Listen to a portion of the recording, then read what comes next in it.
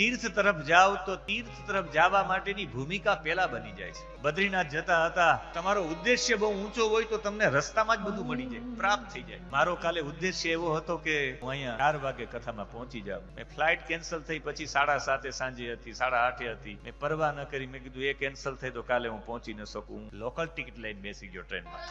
પ્રભુ કેટલો દયાળુ કહેવાય. તમારો લક્ષ્ય સાચો હોય ને, એમાં હું ટીટી પાસે ગયો કે કોઈ ટિકિટ હોય તો મને સીટ મળે, તો ટીટી પાસે ગયો, એમાં એક ભૂદેવ મળી ગયા મને. કથાના વક્તા હતા એ પણ. ઓહો, મહાદેવભાઈ છો તમે? આવો કે મારી સીટ છે, બેસો અહીંયા. મને એની સીટ ઉપર એને બેસાડ્યા, અને પછી એની સાથે એક સદગુરુ ઠક્કર કરીને એક લોહાણા હતા. એમને ખબર પડી કે હું કથાના વક્તા છું. એમને ખબર પડી કે હિંડોચા પરિવારની. મેં કીધું કથા છે ચંપારણ્યમાં, કે અમારા સમાજના વ્યક્તિ હોય તો વ્યવસ્થા અમારે કરવી પડે.